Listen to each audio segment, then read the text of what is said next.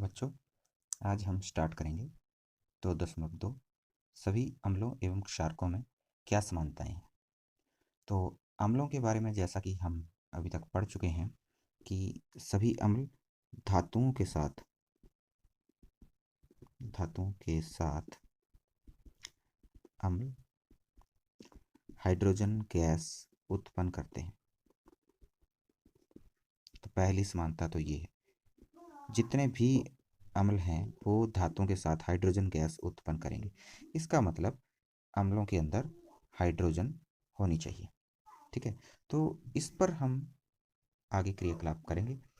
इसमें देखेंगे कि क्या ये जो हाइड्रोजन युक्त जितने भी यौगिक हैं क्या वो सभी अम्लीय होते हैं। इसके लिए हमारी बुक में क्रियाकलाप दे रखा है, एक्टिविटी है 2.8। इसको समझते हैं। सबसे पहले आपने देखा होगा कि जब हम इलेक्ट्रिक सर्किट बनाते हैं तो उसमें धातु की चीज़ें हैं जो इलेक्ट्रिक सर्किट को पूरा करती हैं। तो हमने बैटरी लगाई होती है, बैटरी के साथ कहीं पे स्विच है, फिर बीच में हम की बना दी है हमने, और साथ में हमने बल्ब लगाया है। तो अब की में ये तारें धातुओं की होती हैं। की में आप धातु की ही वस्तु लगा सकते हैं इस सर्किट को पूरा करने के लिए। इतना हमने देखा है। अब हम अम्ल के ऊपर भी इसी तरह का एक्सपेरिमेंट करेंगे, उसको करके देखते हैं। तो इस क्रियाकलाप को करने के लिए हमें चाहिए glucose, alcohol, hydrochloric acid, sulphuric acid. ठीक है, तो हमने देखा कि जो अम्ल है उनके अंदर हाइड्रोजन प्रेजेंट होती है। ग्लूकोज में भी हाइड्रोजन है, अल्कोहल में भी हाइड्रोजन है। अब इन सभी को हम देखेंगे कि हाइड्रोजन युक्त जितने भी यौगिक हैं क्या यह सभी इलेक्ट्रिसिटी को कंडक्ट करते हैं। इस क्रियाकलाप को करने के लिए हमें चाहिए एक कॉर्क। उस कॉर्क के ऊपर हम 2 कील लगाएंगे। उन 2 कीलों को हमने टर्मिनल बनाना है, एक बैटरी के, एक को पॉजिटिव एक को नेगेटिव, और उसके एक टर्मिनल से एक कील को जोड़ना है, दूसरे टर्मिनल से दूसरे कील को जोड़ना है। ठीक है, पॉजिटिव नेगेटिव। इसी सर्किट में हमें एक बल्ब लगाना है और साथ में आप एक स्विच लगा सकते हैं, की जिसको कहा जाता है। अब हमने ये कील और ये कॉर्क एक बीकर में डालने हैं। एक बीकर में इनको रखेंगे और बीकर में डालेंगे हाइड्रोक्लोरिक एसिड। हाइड्रोक्लोरिक एसिड में डालने के बाद हम देखेंगे क्या बल्ब जगेगा या नहीं जगेगा। अगर जगेगा तो HCl इलेक्ट्रिसिटी कंडक्ट करता है। यही एक्सपेरिमेंट हम इन सब के साथ भी रिपीट करेंगे। तो हम देखेंगे कि ग्लूकोज में भी हाइड्रोजन है लेकिन वो इलेक्ट्रिसिटी कंडक्ट नहीं करता, अल्कोहल भी इलेक्ट्रिसिटी कंडक्ट नहीं करता, HCl और H2SO4 इलेक्ट्रिसिटी कंडक्ट करते हैं। ऐसा क्यों हुआ? क्योंकि जब हम अम्ल को पानी में घोलते हैं तो इस अवस्था में यह आयन बनाता है। अम्ल जो आयन बनाएगा उसमें H पॉजिटिव हाइड्रोजन आयन होता है। जितने भी अम्ल हैं वो सब हाइड्रोजन आयन बनाएंगे और साथ में एक नेगेटिव आयन भी बनाएंगे। अगर तो हमारे पास HCl है तो यहाँ पर एक हाइड्रोजन आयन बनेगा और दूसरा क्लोराइड आयन बनेगा। अगर H2SO4 है तो हमारे पास यहाँ भी हाइड्रोजन आयन बनेगा और सल्फेट आयन बनेगा। तो चलो, ठीक है। उसी प्रकार HNO3 में आप देखेंगे नाइट्रिक एसिड में हाइड्रोजन आयन बनेगा और NO3 नेगेटिव आयन बनेगा।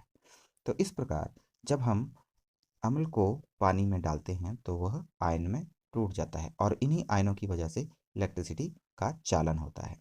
तो जो अम्ल है उसमें हाइड्रोजन आयन बनता है और क्लोराइड आयन बनता है। साथ में आपने ये भी ध्यान रखना है कि जब भी हम हाइड्रोजन आयन लिखेंगे उसको इस प्रकार लिखा जाएगा H पॉजिटिव एक्वस। ये क्यों लिखा जाता है? क्योंकि हाइड्रोजन आयन अकेला नहीं रह सकता।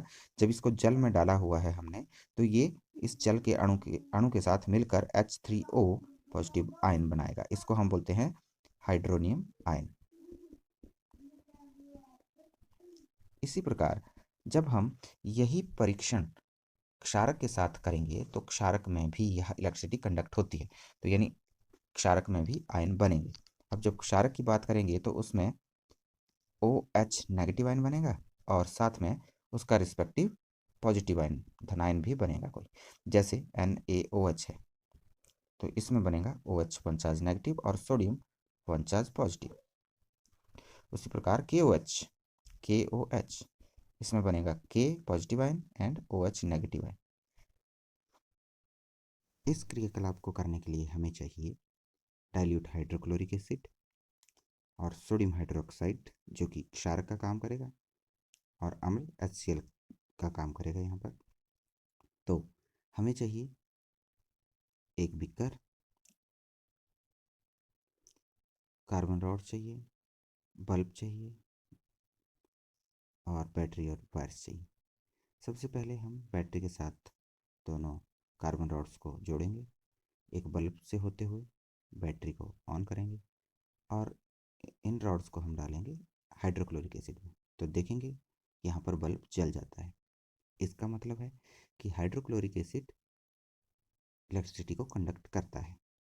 अब फिल्टर पेपर से इन रॉड्स को साफ करेंगे अच्छे से और अब इन्हें हम डालेंगे सोडियम हाइड्रोक्साइड सॉल्यूशन में जो कि एक बेस है। तो आप देखेंगे कि यहाँ पर भी बल्ब जल जाता है। इसका मतलब है दोनों सॉल्यूशन एसिडिक या बेसिक इलेक्ट्रिसिटी को कंडक्ट करते हैं। ऐसा इसलिए हुआ क्योंकि जब अम्ल को हम पानी में घोलते हैं तो वो हाइड्रोजन आयन और नेगेटिव आयन में टूट जाता है, जिसकी बात अभी हमने की थी। जैसे HCl है तो उसमें बनेगा हाइड्रोजन आयन और दूसरा chloride ion. Chloride ion negative ion है, हाइड्रोजन आयन पॉजिटिव आयन है।